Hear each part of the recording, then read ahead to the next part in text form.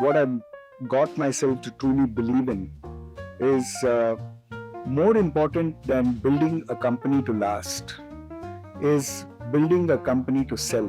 It was just that thing that kuch karna hai.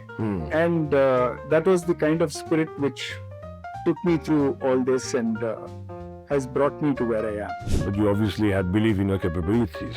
Well, while that nothing would happen. But were you also conscious about your limitations? Maybe fortunately, that was not overpowering. So you take a piece of paper, draw a line in the middle, write advantages, disadvantages, and then list it out. And, all this exercise of the head gives you a certain amount of clarity. And once you feel that, yes, you're somewhere near getting that clarity, keep that paper aside and then meditate on what you feel about the situation. Welcome viewers to another unique episode on the Missing Link with Amit. Today the topic is Living on the Edge, the Entrepreneurial edition. When we talk about living on the edge, we often think of crisis, adversity, or personal upheaval. But sometimes the edge isn't danger, it's decision. It's that moment when others choose safety and one person chooses the long road. When most stick to what's working, someone decides to build what doesn't yet exist. Back in the 80s or 90s, the safer path for many entrepreneurs in India was trading, importing machines, distributing components, playing it light, fast, and risk-free. Manufacturing, that was for state-run giants, or for those with deep political backing. Not for first-generation business people trying to make it on their own. And yet, a few, did take that road. They chose to build, brick by brick, plant by plant, person by person, and one leader at a time. And all that through policy shifts, economic reforms, globalization, and shifting global tides. My today's guest is one of those rare entrepreneurs who didn't just live on the edge, he thrived there. Over 4 decades, he has built businesses, successors, and a culture of trust, all with a twinkle in his eye, a calm in his voice, and wisdom that only experience brings. While others saw the edge as a limit, he saw it as a launch pad to pitchfork his ideas and execute them with a unique bias for action. Let's meet him. Welcome, Mr. Ramani Mani. Thank you so much for coming all the way. I know it's a long drive in our crazy Bangalore traffic. So thank you very much for coming in. I think it's worth all the distance just to see your house. It's so beautiful, so well done, and it reflects your personality so beautifully. Maybe more of my wife, because, I take care of the skeleton, she takes care of the flesh and blood, and I think whatever else is there. Okay. So thank you again at time for coming in.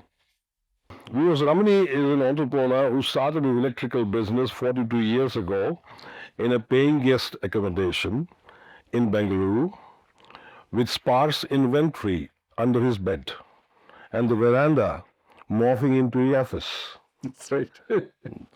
Thank you for the words, because only you can bring out what you went through and what you started from. Absolutely. These are not my words, these are Ramani's words. But today, Mr. Ramani runs 3 successful businesses: Money Sales, an electrical trading company, that's where he started from; Load Controls India Private Limited, an electrical LV and MV switchboard manufacturer; and also Modutech Ready Panels Private Limited, a modular electrical enclosure system manufacturer. The group turnover last year was 150 crores. Congratulations for having reached where you have reached. And I'm sure I should be able to offer many more congratulations going forward. And yes, as Ramani informed me that the group aspires to cross 240 crores this year. Wow, that's great. The total number of employees working around 300, right? And company also goes beyond business in being a director of the Control Panel and Switchboard Manufacturer Association, COSMA, headquartered in Mumbai. He also has been the South India CEO, Club of Indian Electrical and Electronics Manufacturers Association, the IEMA. He's married to his life partner, Sukanya Ramani, and they have a daughter, Kirtana, and a son, Vaibhav. So that's Ramani as a human being, as an entrepreneur, and somebody who has been a builder. So let me shoot my first question to you, Ramani. Sure. At the time when most entrepreneurs at a time, in those 80s, 90s, or even before that, they chose trading.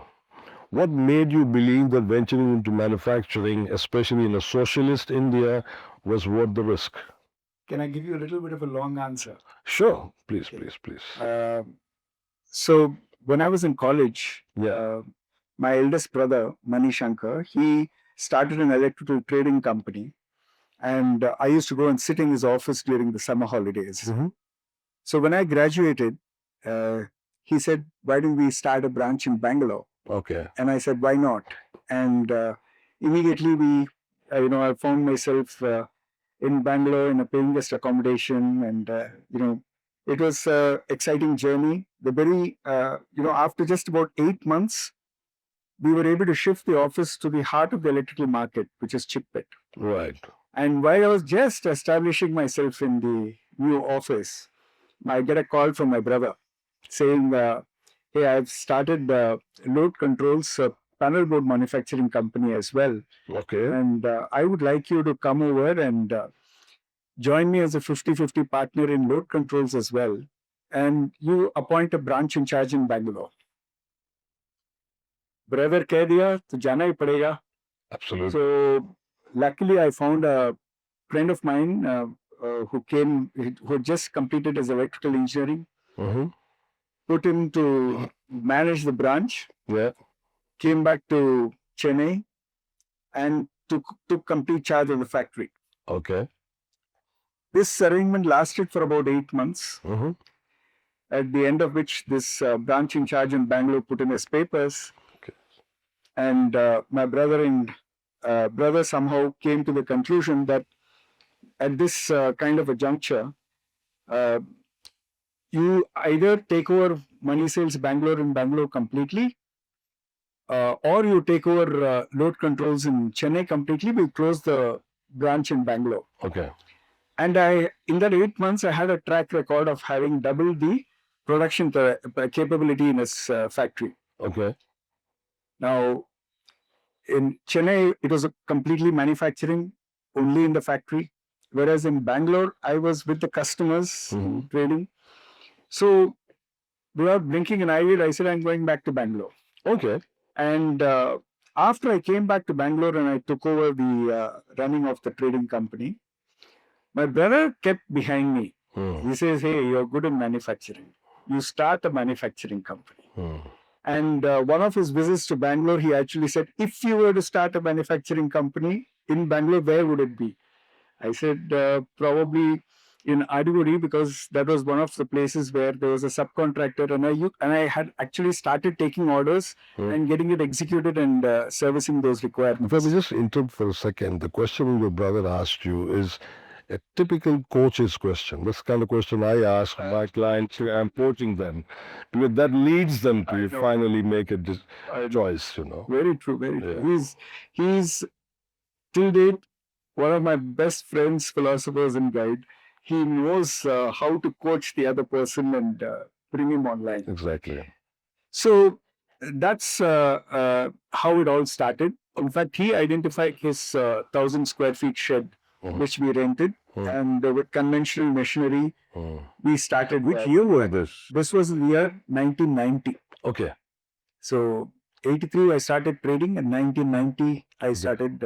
Wonderful. So this was yet it was before the opening up with Mr. Manmohan saying. Yes. It was just before that. Before India almost kind of went bankrupt. Correct. Okay. So those tough days, I remember. Yeah, it was, as you said, living from the edge. Living on the edge, yes. Yeah. So, I mean, now you took this big call, whether, under the, I would say, under the guidance, coaching, nudging, mentoring, whatever of your elder brother, which is what I hope most elder brothers would love to do, and younger brothers would love to have such a elder brother. But yet, were there moments when you seriously questioned the path that you had taken? After having gone into that and after that? Um, well, there was a particular point of time where, morning I would come to the trading unit, afternoon I would go to the manufacturing unit, and, Chipet to Adugodi. a Chitpet to Adugodi and back. And I also sort of went through this kind of a situation where should I be really doing it like this? And to add to the situation, the guy who was running my trading business as my immediate next in line, he one day said that he wanted to start his own business. Okay. And he wanted to start a stationery business near his residence, which was quite in those days the outskirts of Bangalore. So I was in a dilemma what to do, and I in those days I would regularly walk with a friend of mine called Prabodh. And so I asked Prabodh as to, this is my situation, what do you think I should do? I feel that I should probably just close down money sales and focus only on manufacturing. So he said, Ramani, are you making money in money sales? I said, yeah, thoda to aata hai. So he says, as long as you're making money, don't close it down. Find a way. So I came back to the office the next day, called Ganesh is the name of this person. And I said, hey, instead of you becoming an entrepreneur, why don't you become an intrapreneur? And I offered him 30% of the company's profit. And luckily he took it. And today I'm glad to say that he is my partner in business. Wow, fantastic. And he's probably done a much better job running this trading company than I probably would have. His name is Ganesh, you said? Ganesh. Wonderful. I would love to meet you one day. Oh, yeah, sure. Great. So, viewers, there were two things that Ramani touched upon. I would like you to just to repeat, take note of it. One of the things that his elder brother, asked him such a question, which is typically a coach's question, and as you hear it, he's still your best friend, philosopher, and guide, or a coach. And the second thing is this, that you also went to this gentleman, Mr. Ganesh, for example, and you offered him an option which you had not thought of. So you were doing things which there was no precedence for, right? Okay, right? And so, of course, I know entrepreneurial journeys are about. I worked many years with an entrepreneur, and he used to tell me, Amit, why don't you turn an entrepreneur? I said, look, I'm a manager, and you can't build your business without a manager, and I can't even have a business to build without an entrepreneur. Right? So it's symbiotic, So, but I understand, I value, and respect. So my question is that, how did you build this conviction of taking a decision and going and executing it, whether it was setting up manufacturing? Yes, you had a brother as a coach, you are an engineer for sure. Then suddenly, this gentleman wants to leave, set up his own business. You took a different. You also chose to talk to a friend. Okay. Now the story would have been a completely different story if you didn't have that friend with whom Prabodh, I think you said, Prabodh, you walked with. Yes. Now, for the viewers, what I want them to notice, look at the significance of your elder brother in your story. Look at the significance of your walking friend, Mr. Prabodh, whom you could share your vulnerability. Absolutely. And he said, okay, are you making money? If you're making money, no, you should not. Right. Yeah? You didn't have to listen to him, but it gave you the chance to have another idea which you didn't have. So this conviction, even to ask a friend, or rather, and the second level of conviction that, okay, you took a call, then you executed it. Where did this come from? You were so young at the time. Yeah. So you are still young. We are still young. Yeah. Thank you. I guess it all comes from a basic instinct of wanting to survive. Okay. And that is on the one hand. And on the other hand, my maternal grandfather was a businessman. Okay. Otherwise, I come from a doctor's family. Okay. And college, I had 5 very close friends, and all of them came from business families. Okay. So that was again something, which it rubs off. Yes. If they can do it, why can't I? Yeah. So I guess it's a factor of all these aspects of, you keep the company which inspires you, and then it automatically happens that it rubs off, and then you're able to execute it without much ado. So the ecosystem plays a big role. Oh, very good. For example, you don't find too many educated engineers to work for a company in Gujarat. They all try to run their own businesses. I understand. And on the other hand, from where my bloodline comes, although I never lived in Bengal, but I'm Bengali, so you hardly can find an educated Bengali who is starting a business would rather find a job in the best of so-called organizations. Well, sure. I mean, so the ecosystem does play a role. Yeah, it does. Right. So we'll come back to this conviction in a different context when you are further down the trajectory of yours. But at that time, in the 80s and 90s, the regulatory and the market environment was, compared to what today everybody talks about, when you listen to any news, our current political leadership, Mr. Modi is the Prime Minister now for 10 years, for example, or post-91, post-Manmohan Singh, and of course we should not forget Mr. Narasimha Rao, who brought in Manmohan Singh. People tend to forget, for example, but this is before that, right? So the market environment was not conducive. So there were either these big public sector giants, and then there were these small entrepreneurs who were supplying to the public sector giants. Maybe he also started doing that, I don't know. But my point is that it was not really entrepreneur friendly. 40 years back, or 35 years back also, we talk about ease of doing business and people still complain, no, it's not easy to do business still. So it was definitely much less easier in those days. So how was it? A few thoughts about that. Because you're a young entrepreneur. Yeah, I mean, I guess being young is also a big advantage because you don't think too much. Okay. You don't expect too much also. Come again? You don't expect too much. I don't expect too much. I don't fear too much. Yeah.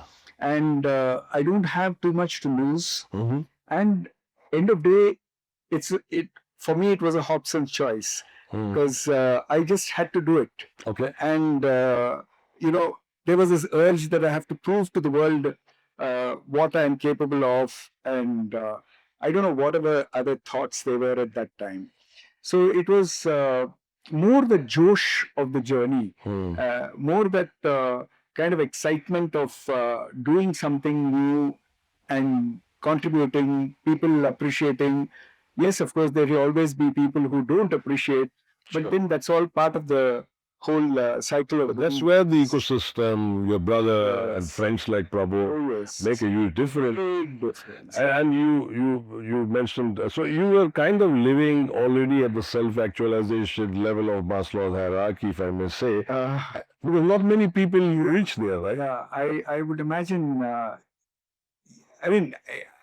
there were reasons of survival also, because I don't come from a very rich family. But at the same time, I don't come from a very poor family either. But it was just that thing that kuch karna hai. And that was the kind of spirit which took me through all this and has brought me to where I am. But you obviously had belief in your capabilities. Well, while that nothing would happen. But were you also conscious about your limitations? Maybe fortunately, that was not overpowering. There have been times when one can go down in the dumps. But why I ask the question, Ramani, and maybe add a substitute to that, is that, see, I may not be conscious about my limitations, so therefore I may get into pitfalls, right? But the other thing is that, rather extreme, is that I'm so conscious about my limitations that I don't even take a step. Exactly. Right? Exactly. But there could be midway, which is that I am conscious of my limitations, But And I'm also conscious of my competencies. absolutely. And I take care that for my limitation side, I seek help. Absolutely.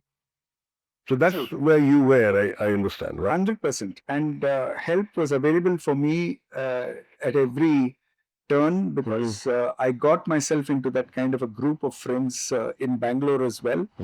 And, you know, when you are in trouble, there's nothing like going and crying on the shoulders of another entrepreneur because he would have invariably gone through the same kind of situation, and you get an answer as to what is the direction of solution. Yeah, absolutely.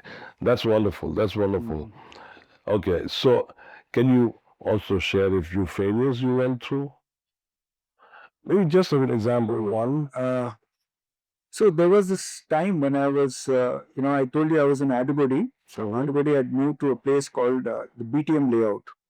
And we had 3 sheds of approximately 11,000 square feet each. Okay. And the office on the other side of the road. And everything was going hunky-dory for about 3, 4, 5 years. So this was mid-90s. Yes. Yeah, towards the late 90s. Okay. And one day there was a heavy rain in Bangalore. The next day I go to the factory. Oh, God. It's the one portion of the factory where my stores was completely flooded.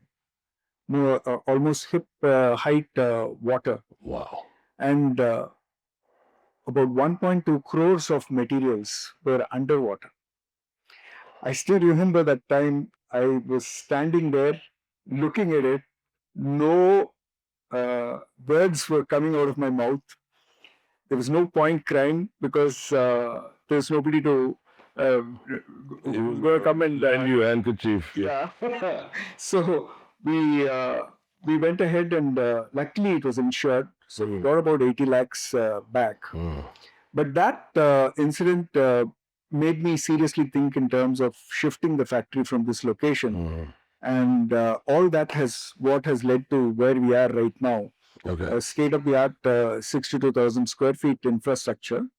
And we're adding another 50,000 square feet also, which should be ready by June. I was just kind of the old habit of a practicing manager. Some of the numbers were ticking on. So 90, you were started with 1,000 square feet.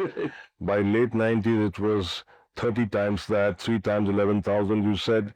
And then an accident happens, which is not the failure, No, but it was an accident. it was an accident. Yeah, It was a situation. but we lost 40 lakhs. Yeah. So 1.2 crores of inventory. How many months inventory was that approximately? And in fact, so many of them had just come in the last week. And it was unfortunate that it all went underwater. So it was kind of 5-6 months of inventory, I guess? No, probably 1.5 months. So you were already running quite a lean machine by that. That was the plan I was setting for you, but you'd already were doing so well, yeah. Nowadays, sometimes, some companies, I do shorter, I get engagements, and first thing I see that, oh my God, the inventory, depending on the turnover, the rolling is 4 months, 6 months, 9 months, and then they are already up to here with whatever, loans they can take, so where you can grow. So, okay, great. So this was an accident. So I would like to reflect upon a failure, which was a failure in the sense that you took a call and you did what you had to do, but it didn't work. And how did that failure then kind of shape your, like this accident you already shared, how it shaped your next decisions, right?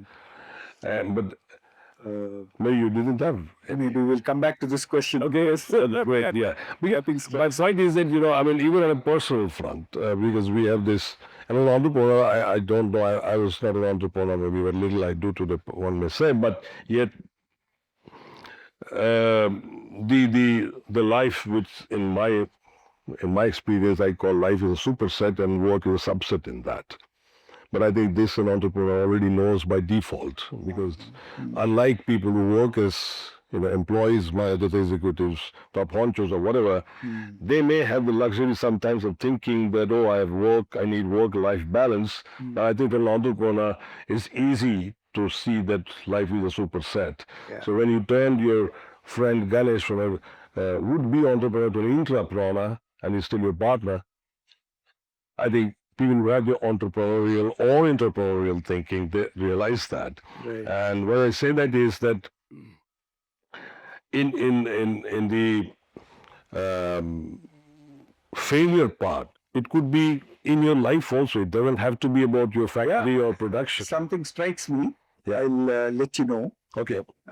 So, in the year 1996, I went to Singapore with my brother, Mani Shankar. It was for about a week's time, and I felt like I should know how the world makes electrical switchboards. So I visited about 18 panel building units in that 1 week to understand what is there for me to learn in this.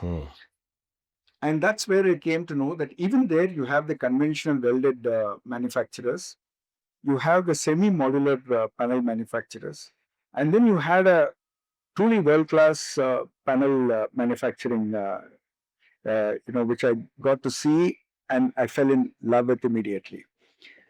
So I pursued this idea. I went to Malaysia, Sri Lanka, Dubai, and after Dubai, I flew into Bombay because there was an electrical exhibition out there, all set to taking this modular concept idea to see the light of day in my factory. And then my brother was there, and he said, Ramani, there's a big opportunity. So I said, what is it?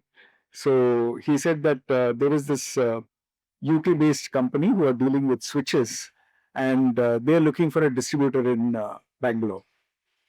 So again, brother bola, so I have to give it patient hearing, and I took on that dealership. 1 year I was with that dealership, and it was hell for me because the kind of pressure they were putting on selling the switches and the style of so going about this business, it was somehow not my cup of tea. So I would consider it therefore a decision which was not a very good decision for me to have said yes to. With that kind of energy which I had, I should have probably gone ahead with something else. This modular technology which I wanted to pursue.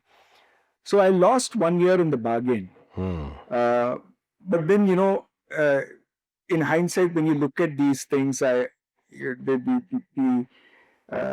philosophizing mind in me always says that there is a reason for that to have happened. But it's a good thing you bounced back, gave up that agency, and then started off on your route on the modular switchboards. Okay, great. You only use the word thinking, philosophy. So my next question is, many business leaders lead from the head and some from the guts. Okay. Now, over 4 decades, how did your decision making evolve between intuition and analysis? So I had analysis, intuition, or gut. Yeah. How did it evolve over the last? Sure. So it's a typical, case of head or the heart. And my approach has always been apply your head to it. Okay. So you take a piece of paper, you draw a line in the middle, write advantages, disadvantages, and then list it out.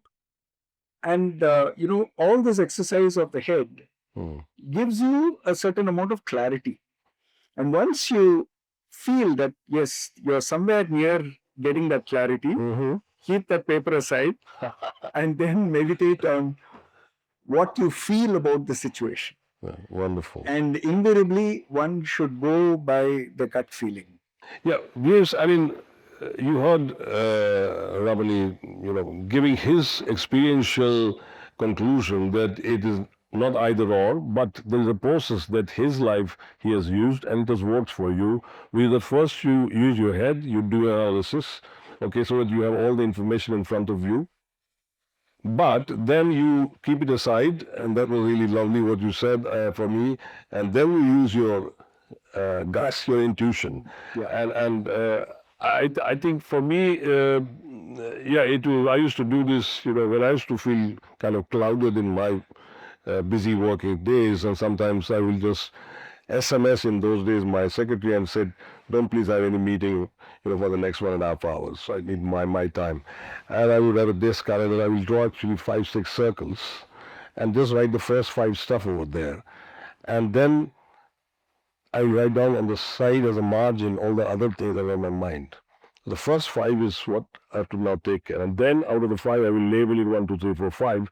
And the 1 is where I start acting. Well, I can't handle everything. Absolutely. Okay. But then I have everything on the paper. And then I can say, okay, let me park it for 15 days from now, or even next year sometimes, depending on what you are handling.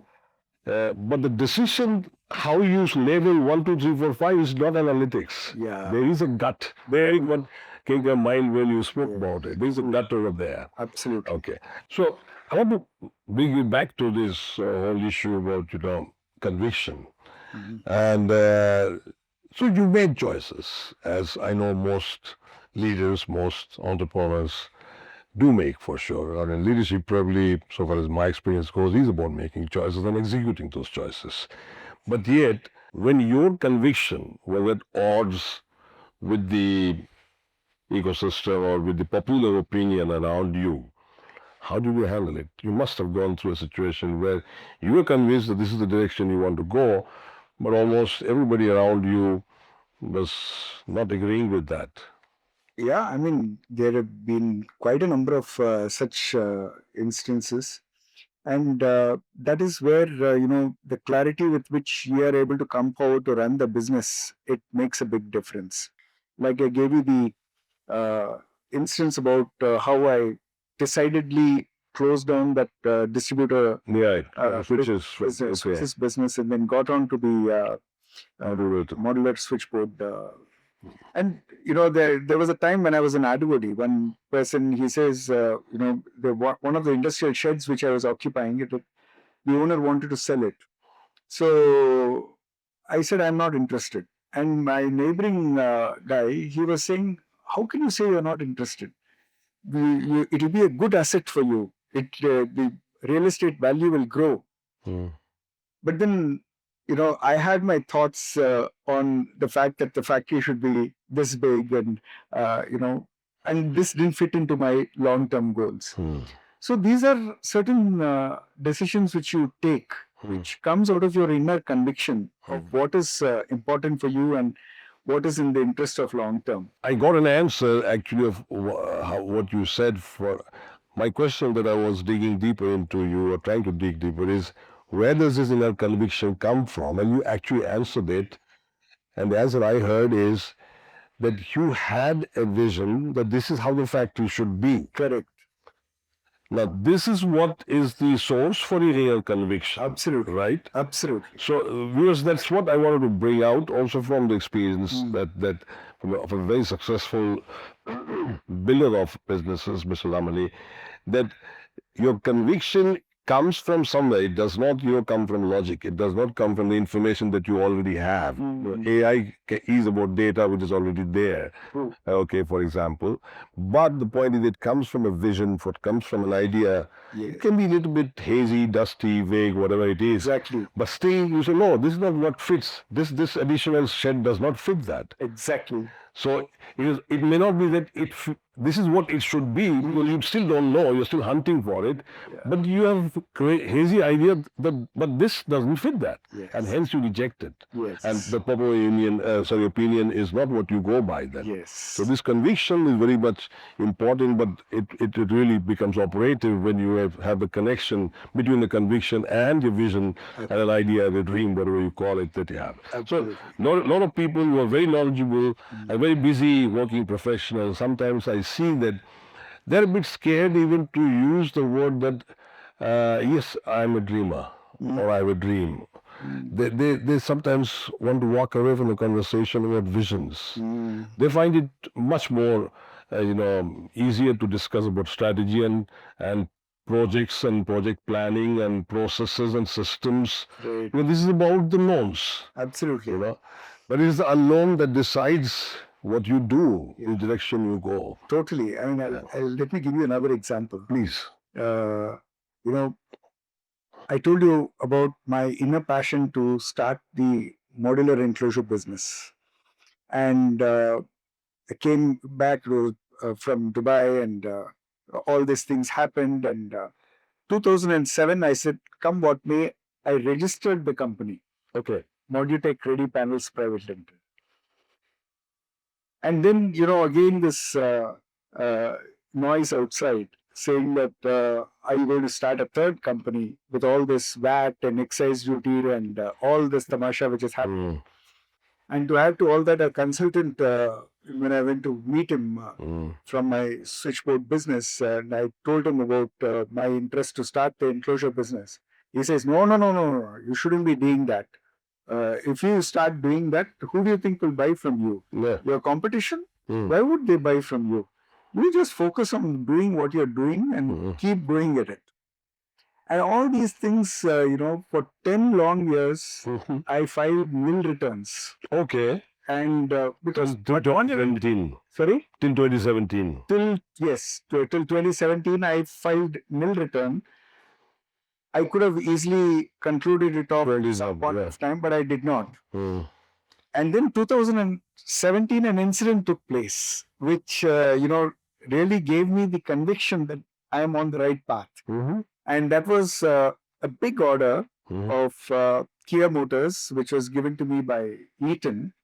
And it just came to me on a silver platter.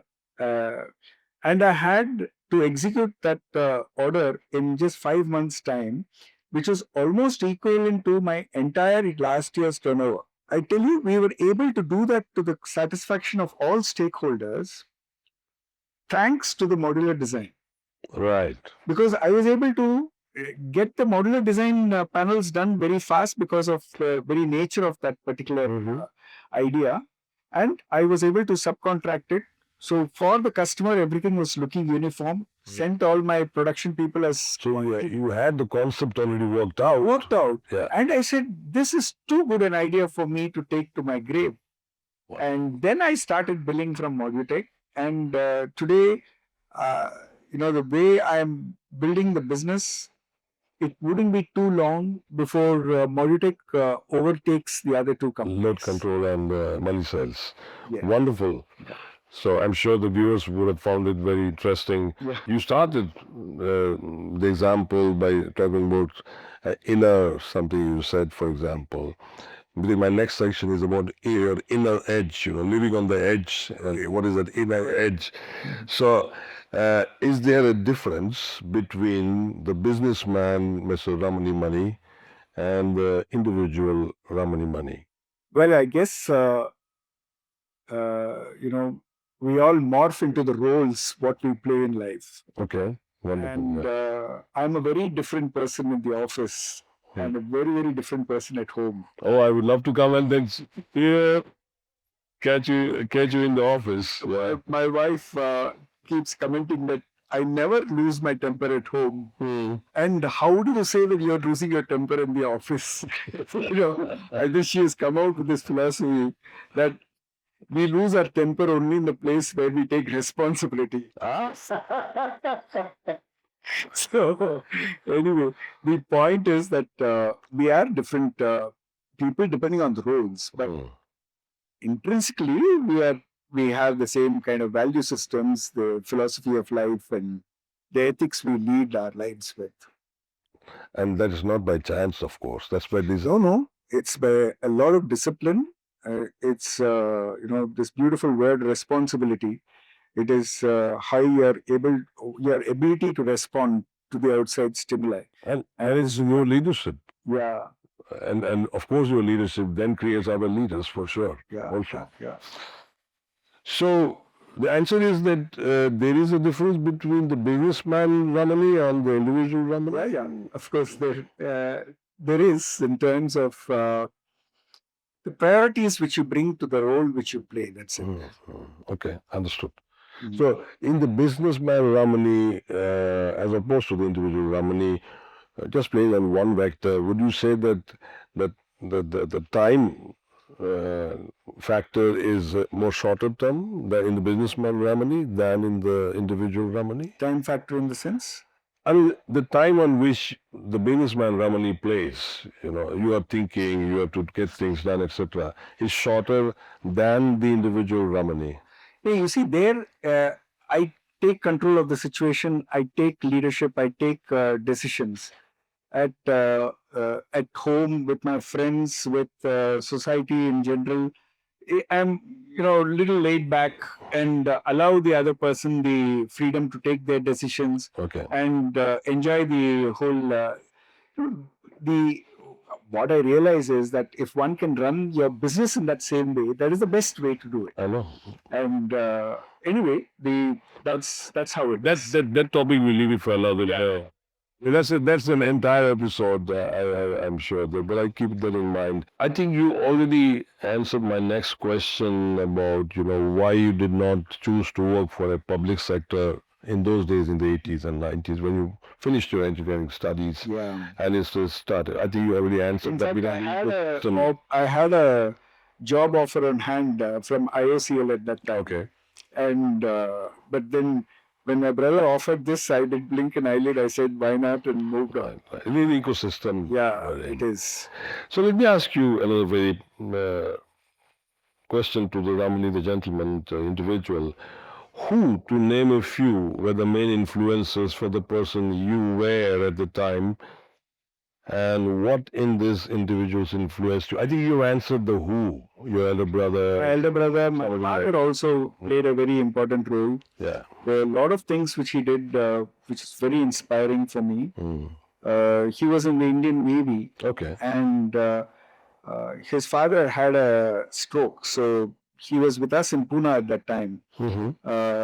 But then he expressed a desire that he wants to be in Chennai where his other children are. Okay.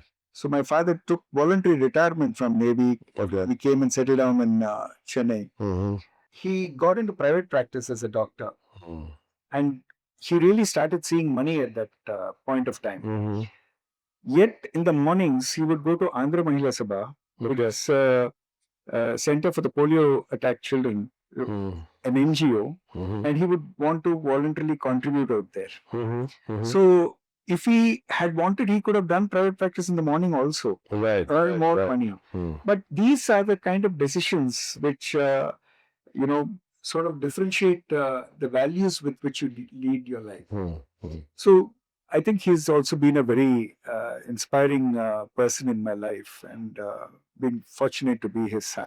So, yeah, I mean, my salute to your father for sure, with all the respect. But you talked about your brother. You also talked about your working friend, Prabodh. And then you talked about Mr. Ganesh, who is still your partner. But just to limit it, say to your brother, who you already mentioned was a big influence on you. My question is that what did that influence leave inside you? You spoke already about your father, where it left the values probably, Yeah? But what did your brother's influence leave in you? Never say die kind of an attitude.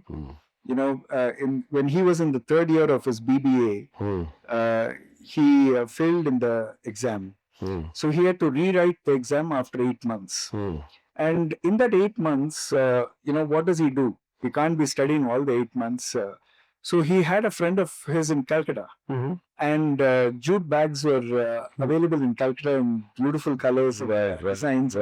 So he would call his friend. He would send him a big consignment of those jute bags. And he would go shop to shop selling it in Chennai during those 8 months. Oh, wow. And he made 10,000 rupees profit during that time. That's what it was quite a bit. Probably is equal to 10 lakhs or even more. Yeah. Perhaps, yes. Yeah. So, but more than the money, it was the spirit. That, I asked him one day, what really made you get into business? And then he was explaining to me that this experience of his was always having that hook in him that, okay, I should become an entrepreneur. Right. Today, after 4 decades of building businesses, successes, and a great, I'm sure, fan club of friends, okay, can you name 2 who you would say left the most lasting influence from the Ramani Mani we meet today? not the Ramani Mani of the yesterday when you started building up. And today, Mr. Ramani Mani, I think we are similar stage of life and age group, right? So amongst that, the people that you built up as well as who are your friends, associates, whatever, who left the most lasting influence for today's Ramani Mani? So I would say there are two mentors in my life who really left a lasting impression. I told you I came to Bangalore in 83. Right. 84, I saw this advertisement in the paper about a course called MILT by one Apresh Acharya, again a Bengali. And it was a leadership training program. And it was based on the Dale Carnegie's philosophy. So I went and attended that program. It was marvelous. And I liked it so much that I repeated it 2 times further. And, we used to have what is called the Sunday morning classes, where he would have a lot of these spiritual talks. So all of that laid a fantastic foundation in me. It had a lot of communication skills, dramatic sessions, human relation feedback session, memory pegging, and all of that. And I think, in serious ways, it has its style of getting into the efficiencies which you bring to the table when you're a businessman. Yeah.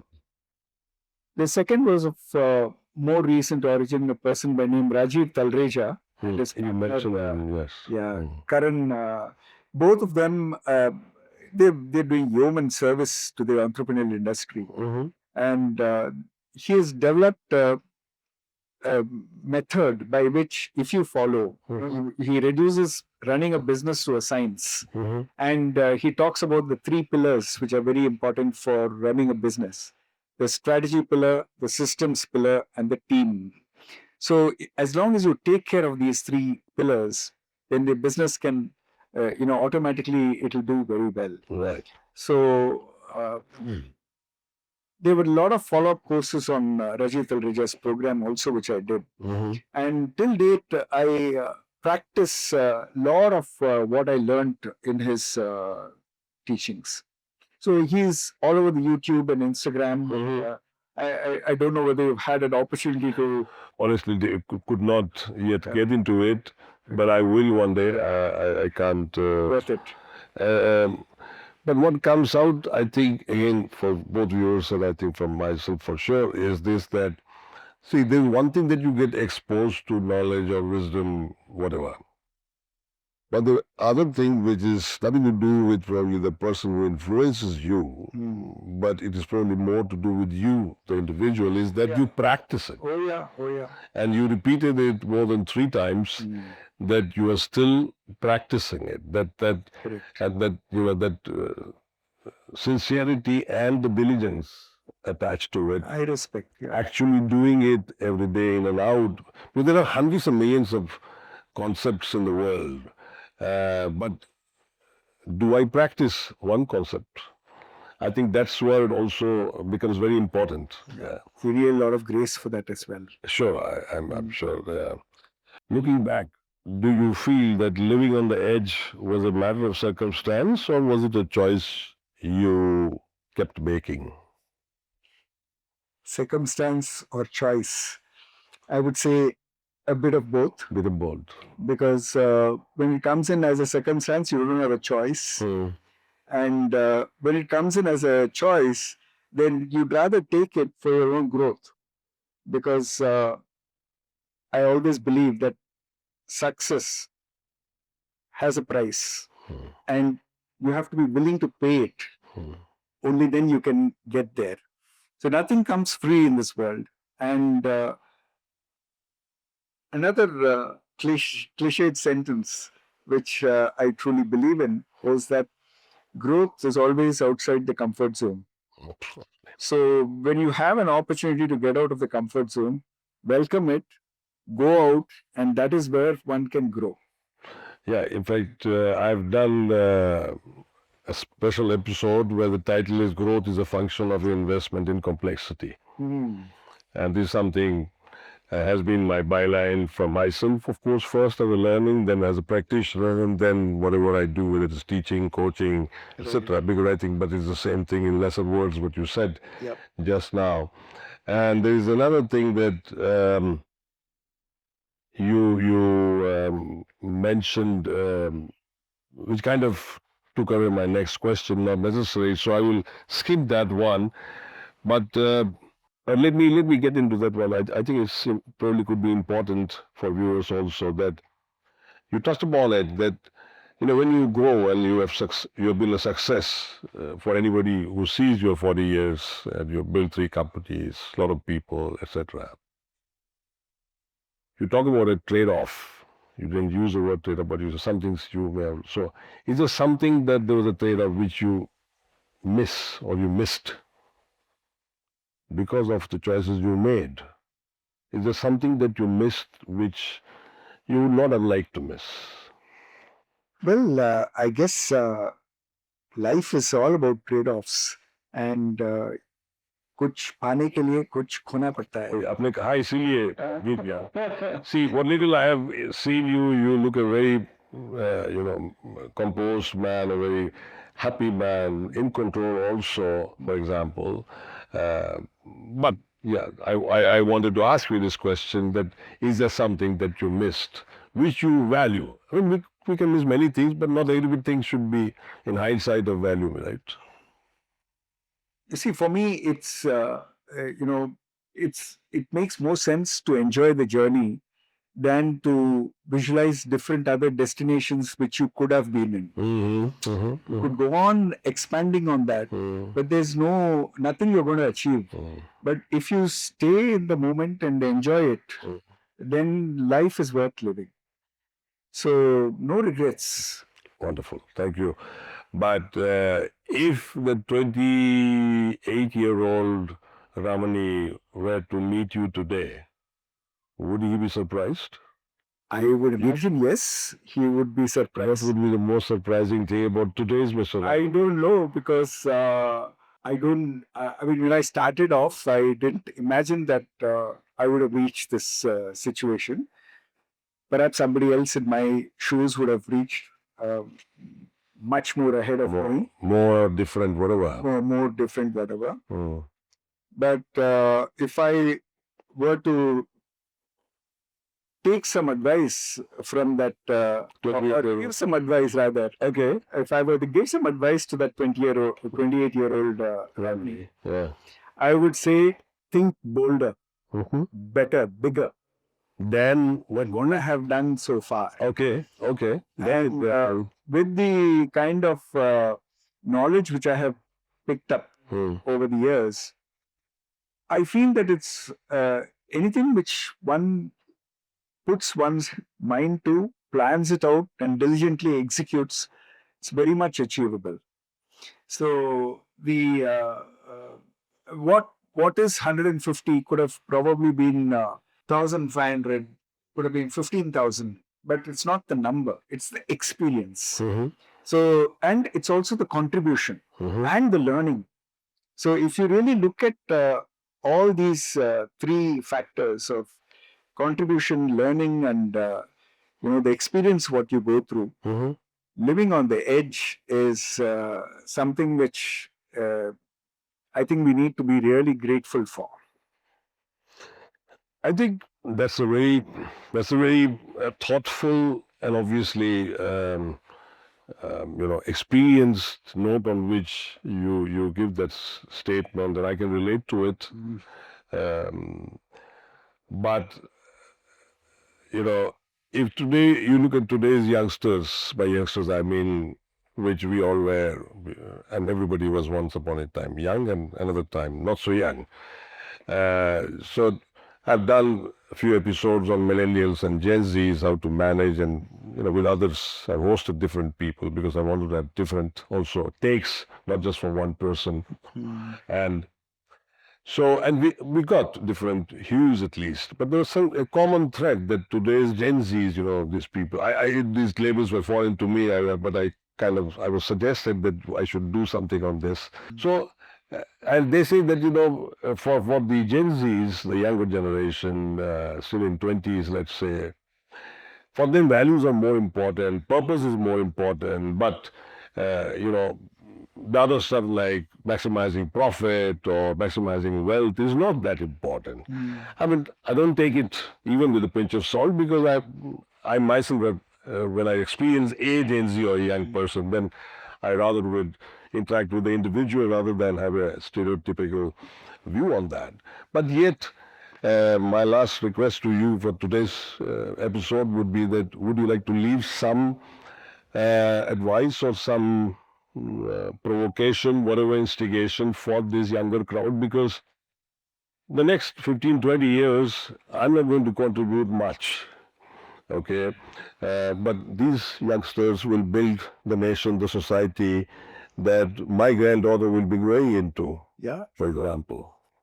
You see, one of my biggest learnings and what I what I'm got myself to truly believe in is more important than building a company to last is building a company to sell.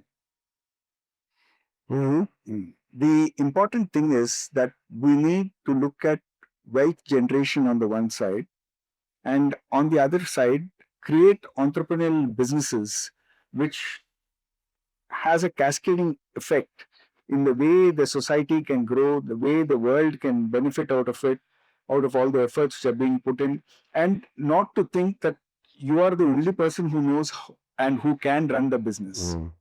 So, the beauty of building a business to sell is that you automatically have to ensure that your EBITDA is in place, your PAT is in place, your systems, processes, strategy, people are all world class. It's only then that you can attract investment into your company. So, rather than keeping one's focus on build to last, I would want the Gen Z to have their focus on build to sell.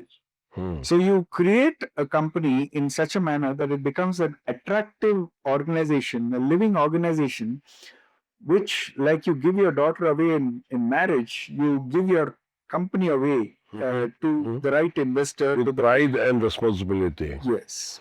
Yeah, but just as a caveat to put on that, because when you first use the phrase build a company to sell, and I've been in this, on invite to this some VC kind of environment where they talk about this first tranche of investment, the second tranche. So they're talking about selling your stake. You invest today $100 or whatever, and you make $500 in 3 years.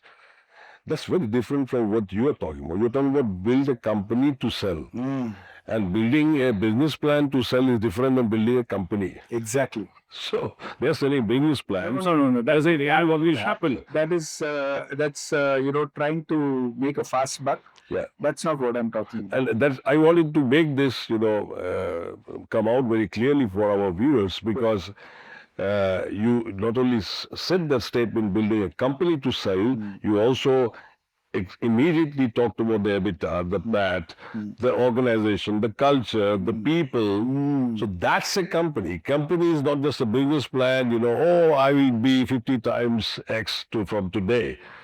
I have done 5X, and then you can say, it will be another 10X or something like that.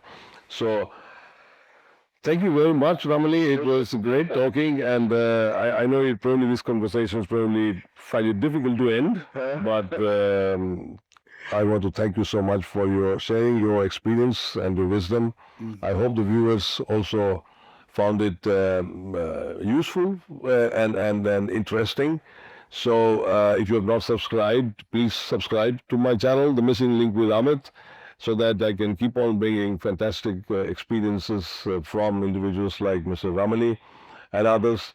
And yes, real life of leadership is about living on the edge. It could be the entrepreneurial version, or it could be about power and poise. I wish you all the best. So keep on also giving your comments or questions. If you have any questions from what you heard to Mr. Ramani or from myself or Vinay, we would love to come back to you and also suggest any episodes, particular topic that you would like us to handle, which is important or significant for you as practicing leaders. Thank you again. And I would like to also add that Yeah, please. don't just subscribe, but also share it with your friends. Yeah. You see, ultimately, this kind of knowledge is not easily available. And what you're trying to do is get the essence of, what has been the path walked by an individual so that other people can also benefit from it. Yeah. So kudos to you. And please continue to do what you're doing. Well, thank you very much, Ramani. But what we discussed, since you mentioned this point, I must also add this point, that which was something we both discussed, that having worked in the city of Bangalore now, I've lived here 30 years, and I used to spend most of my working life, I was very sitting and working, living and working very close to the Pina industrial area, which is, I think, the oldest industrial area of Absolutely. Bangalore. Not only Bangalore, really one of the oldest in the country. Correct. And it was really saddened my heart to see these small companies never growing. And one of the reasons I invited Mr. Ramani to my show is probably to also inspire or maybe instigate or maybe provoke some of these, companies which are there and the owners to have that, vision, or to go ahead and try to do and try to grow. Because without growth, there's only other way, which is death. Absolutely. There is only one way strike. Absolutely. So thank you again for being in that point. Yes, it's very personal. Thank you so much. Thank you. Thank you so much. Thank you.